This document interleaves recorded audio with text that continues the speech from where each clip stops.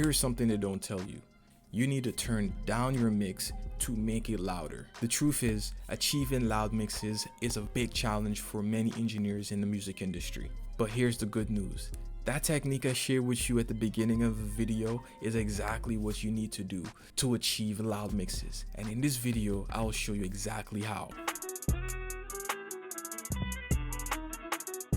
Hey friend, welcome to my channel.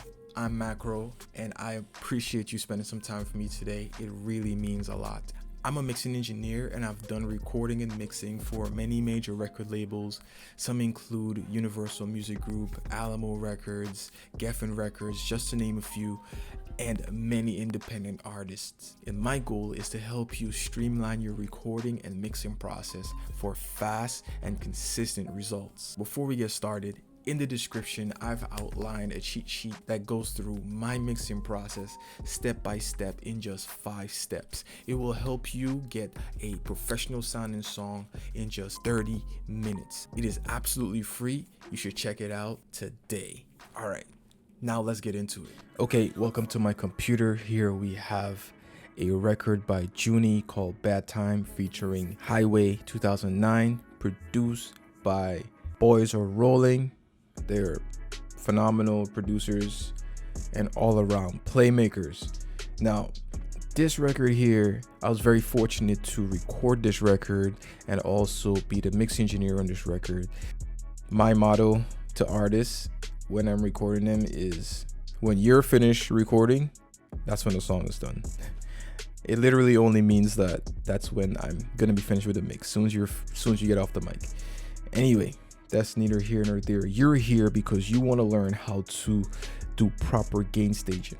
We're going to start with the recording. Always start with the recording. All right, you could tell, let's go here. Here's a little bit better. You could tell that the recording here is very clean.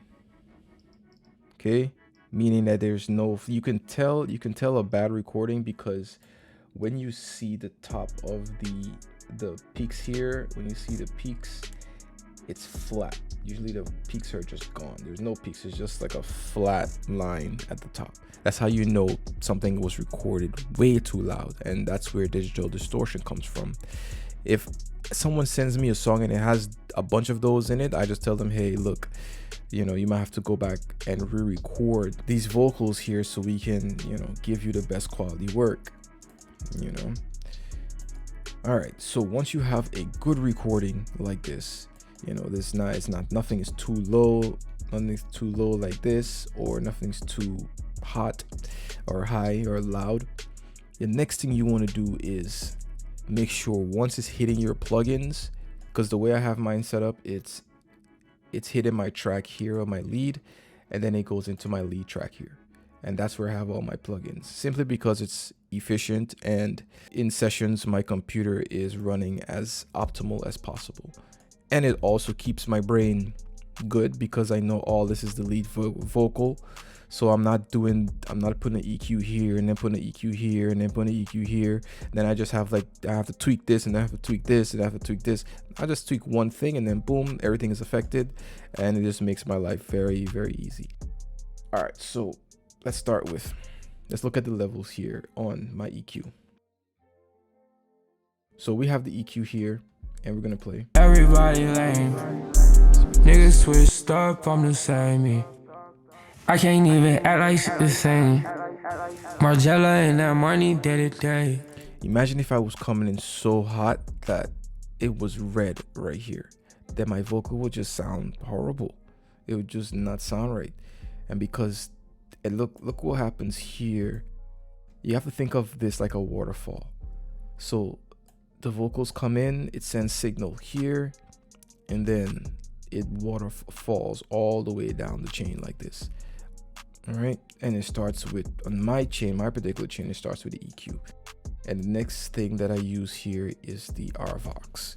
So look what happens when I have this, just pretend that these vocals are just very loud, and so it's overloading our EQ. Look what, and I'll use this to simulate the overloading. And look what happens when I play it. Everybody lame. Niggas switched up, I'm the same me. I can't even act like shit the same. See that? It made the next plugin. It made the next plugin overload as well, right? Now imagine I overload this plugin, then I overload this plugin, and then I overload my next plugin, and then this one. By the time it gets all the way up here, what's gonna happen is I'm going to be overloading my meters. I'm going to be overloading more plugins, and then by the time I have to, you know, put a little limiter on here for a quick master, I'm going to be overloading my master. And that is what a lot of novice engineers, that's what they do. They tend to think that you have to turn everything up loud so you would have a louder mix overall, but I'm here to tell you that is not correct. Like, the secret is you have to turn it down. The secret, not so secret, right, is that you turn everything down so you're hitting the plugins at a good volume. So then by the time you get to your master, you're coming in at a good volume and you have good headroom. So look at this, just these two plugins. So I have like a little limiter here that I like to use. Watch what happens here. Everybody lame.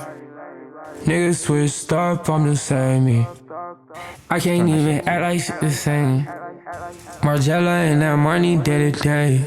Can you do that? Do that thing. Can you do that? Can you do both ways?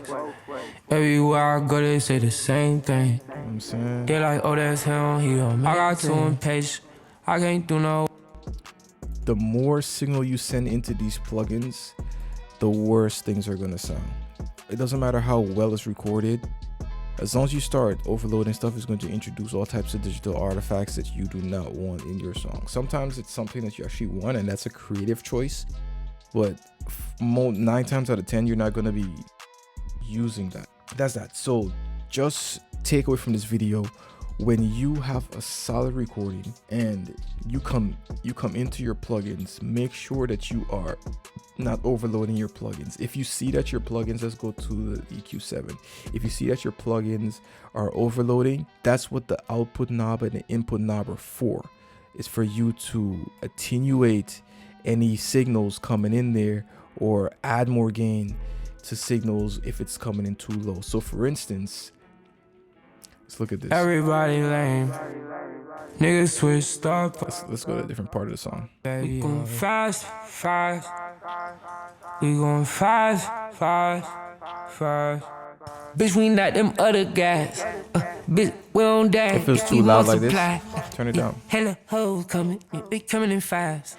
Yeah, I better go to the west side. Yeah, I better get me a bad vibe. I'm on bad time. Everybody change, jewels stay the same.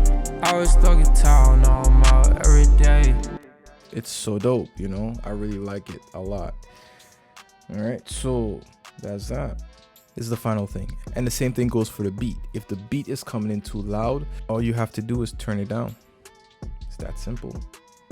Turn it down. That's literally all you have to do, and it's that simple. And that's how you can achieve loud mixes. I really appreciate you sticking around with me till the end. I know your time is very valuable, so let me know what you want to see next, and let me know what stood out to you in this video. Leave a comment below and I will respond to you. And remember to go ahead and pick up that cheat sheet so you have the ultimate process to get your song mixed in 5 steps within just 30 minutes. I appreciate you sticking around, and I'll see you in the next video. Peace.